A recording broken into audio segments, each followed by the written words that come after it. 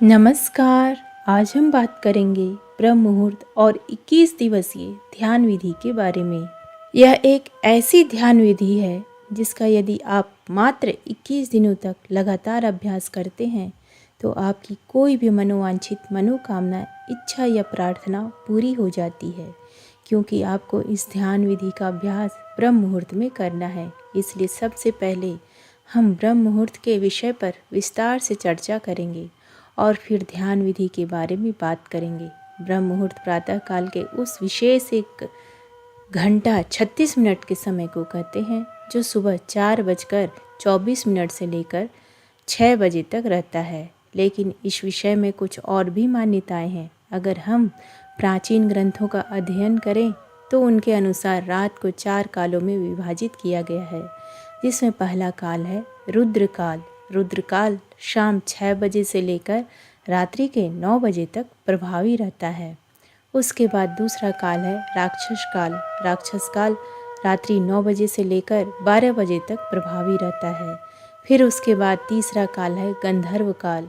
गंधर्व काल रात्रि 12 बजे से लेकर भोर के 3 बजे तक प्रभावी रहता है। फिर आता है चौथा काल, यानी कि जिसे अंतिम प्रहर भी कहा जाता है, वह है मनोहर काल। मनोहर काल भोर के 3 बजे से लेकर सुबह के 6 बजे तक प्रभावी रहता है। ब्रह्म मुहूर्त के समय की जो मान्यताएं हैं वो मनोहर काल यानी कि 3 बजे से लेकर 6 बजे के बीच में पड़ती है। हालांकि विभिन्न देशों में सूर्योदय के समय में भेद रहता है, अतः कोई एक निश्चित समय ब्रह्म मुहूर्त का हर स्थान का एक ही नहीं बताया जा सकता। लेकिन यदि आप मनोहर काल के बीच में यानी भोर 3 बजे से लेकर सुबह के 6 बजे के बीच में किसी भी समय जल्दी उठते हैं तो यह समय अमृत वेला यानी ब्रह्म मुहूर्त का समय ही माना जाएगा। अगर हम ब्रह्म मुहूर्त का शाब्दिक अर्थ को समझने की कोशिश करें तो ब्रह्म का मतलब होता है देव, अर्थात जो ज्ञान के देवता हैं, और मुहूर्त अर्थात समय खंड यानी एक ऐसा समय जिसमें हम ज्ञान को समझने का प्रयत्न करते हैं, यानी कि ज्ञान को समझने का जो समय है उसको हम ब्रह्म मुहूर्त कहते हैं। ब्रह्म मुहूर्त की बहुत ही महत्वपूर्ण चर्चाएं हमारे शास्त्रों में की गई है। ब्रह्म मुहूर्त में जो ब्रह्मांड है और जो देव शक्तियाँ हैं वह वातावरण में विचरण करती रहती हैं। अगर आपकी नींद इस समय के दौरान अचानक खुल जाती है तो इसका मतलब शुभ ऊर्जाएं आपसे संपर्क करना चाहती हैं। इसलिए जब आप इस समय में उठकर ध्यान जैसी शुभ क्रियाएं करेंगे तो आपको बहुत जल्दी उन ऊर्जांचल, इसी प्रकार सभी धर्म के जो देवालय हैं, वह चाहे मंदिर हो, गुरुद्वारे हो या फिर जितने भी पूजा स्थल हैं, वह सब ब्रह्म मुहूर्त में ही खोले जाते हैं, क्योंकि यही वह समय है जब सारी नकारात्मक शक्तियाँ सो जाती हैं और सकारात्मक शक्तियाँ जागृत होती हैं। इस समय बहने वाली वायु को अमृत वायु कहा जाता है, क्योंकि सारा प्रदूषण, सारी दुष्वायु समाप्त होकर वातावरण में ऑक्सीजन के रूप में व्याप्त रहती है। और रात के समय ओस पड़ने के कारण इस समय वायुमंडल दिन की अपेक्षा काफ़ी शीतल रहता है और मनोहर रहता है।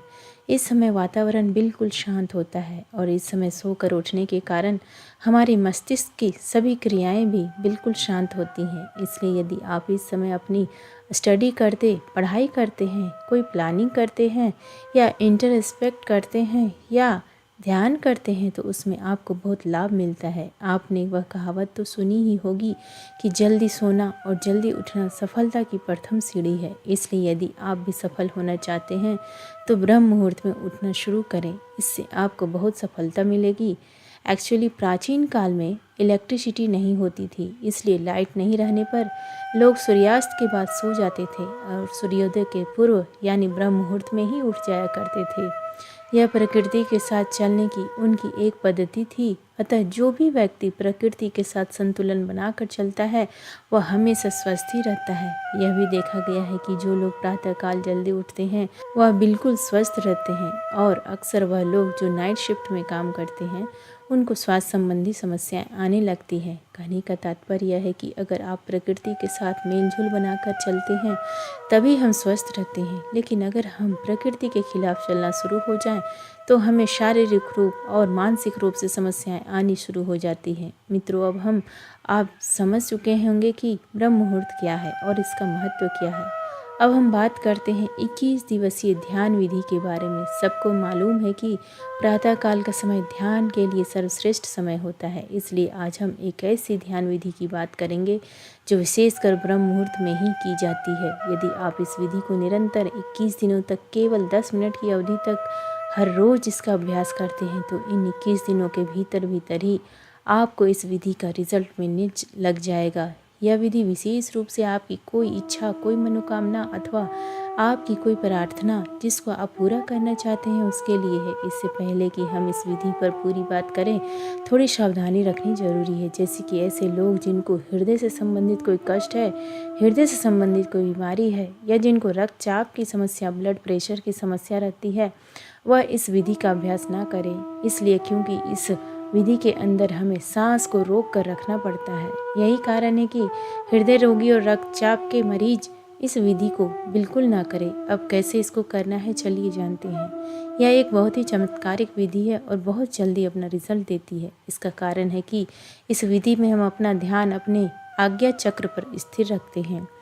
और आज्ञा चक्र हमारा एक ऐसा चक्र है जो हमारे संकल्प का स्थान है और हमारी विजुअलाइजेशन का स्थान है और हमारी क्रिएटिविटी का स्थान है। अगर हम इस चक्र पर केंद्रित होकर कोई प्रार्थना करते हैं, कोई संकल्प को दोहराते हैं, तो वह संकल्प या प्रार्थना बहुत जल्द पूरी हो जाती है, क्योंकि इस चक्र का कार्य क्षेत्र ही यही है। इसे हम संकल्प चक्र भी बोलते हैं। वह इसलिए क्योंकि इस चक्र पर ध्यान लगाने से हमारे संकल्प पूरे होते हैं।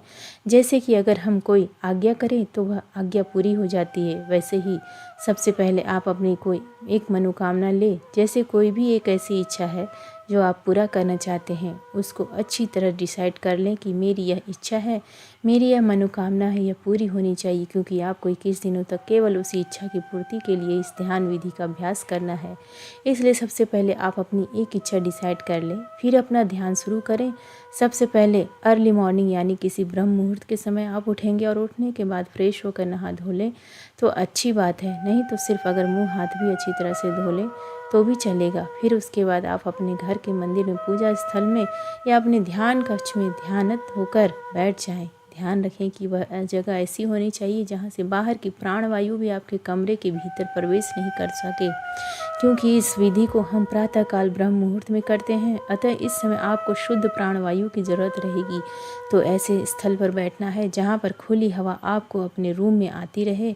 जब आप ध्यानस्थ होकर बैठे तो कमर सीधी करके और गर्दन सीधी करके दोनों हाथों को घुटनों पर रखकर बैठ जाएं।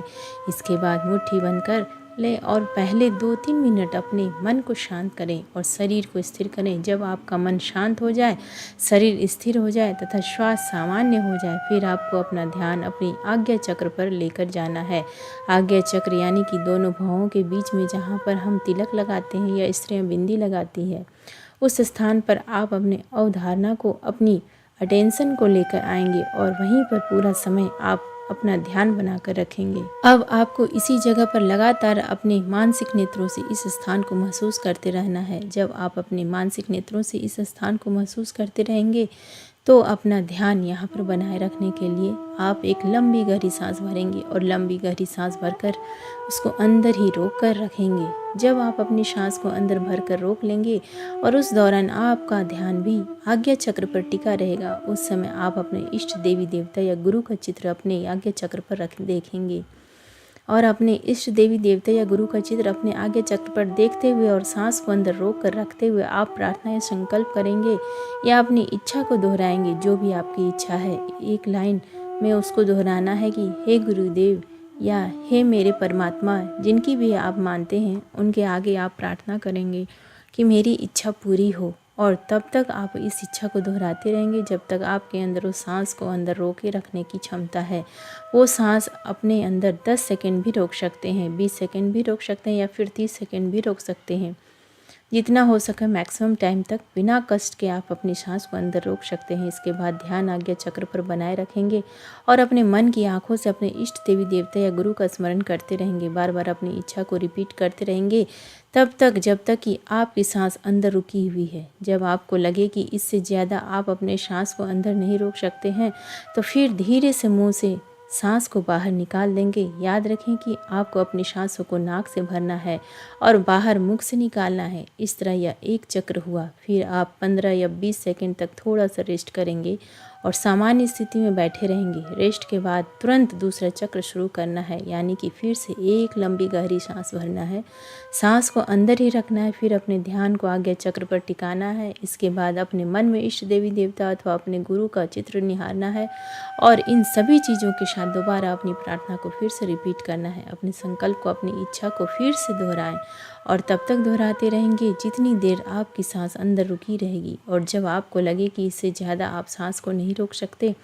तो सांस को मुंह से बाहर निकाल दें और फिर कुछ सेकंड तक रेस्ट करें। इस तरह यह 2 चक्र हुआ। ऐसे आपको लगातार बीच में रुक रुक कर कुछ सेकंड रेस्ट करते करते अपनी इच्छा को बार बार दोहराते रहना है और लगभग 10 मिनट तक आपको ऐसा 21 दिन तक हर रोज़ करना है। क्योंकि यह एक पूरी विधि है, इसलिए आपको 21 दिनों तक सच्चे मन से इसे पूरा करना है, तभी आपकी सारी इच्छाएं पूरी हो सकती है। अगर आपने बीच में मिस कर दिया, छोड़ दिया, तो आपकी मनोकामना पूरी होने की संभावना कम है। आखिरकार ऐसा क्यों होता है और इस विधि की साइंस क्या है? पहली बात, हमारा आज्ञा चक्र जैसे मन मैंने आपको पहले भी बताया है, यह हमारा संकल्प का स्थान है, यह हमारे विजुअलाइजेशन का स्थान है, यह हमारा आज्ञा का स्थान है, तभी इसका नाम आज्ञा चक्र पड़ा है। इसलिए जब हम इस स्थान पर आकर कोई आज्ञा करते हैं, कोई प्रार्थना करते हैं या फिर कोई संकल्प करते हैं, तो वह आज्ञा, वह संकल्प, वह प्रार्थना पूर्ण हो जाती है।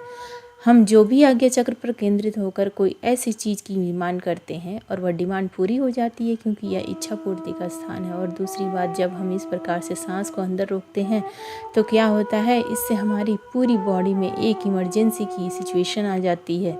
जब हम इतनी देर तक सांस को रोक के रखते हैं तो क्या होता है, हमारा दिमाग रुक जाता है, हमारे विचार रुक जाते हैं। ऐसा क्यों होता है? ऐसा इसलिए होता है क्योंकि अब आपके पास लग्जरी नहीं है आराम से विचार करने की। अब एक आपातकालीन स्थिति है। ऐसी स्थिति में आप विचार नहीं कर पाएंगे। इसलिए जब आप अपना सारा ध्यान अगर किसी एक चीज़ को चुन कर लगाएंगे तो उसी स्थान पर आपका ध्यान लगा रहेगा, यानी कि आपका मन पहले से ज़्यादा एकाग्र हो जाएगा।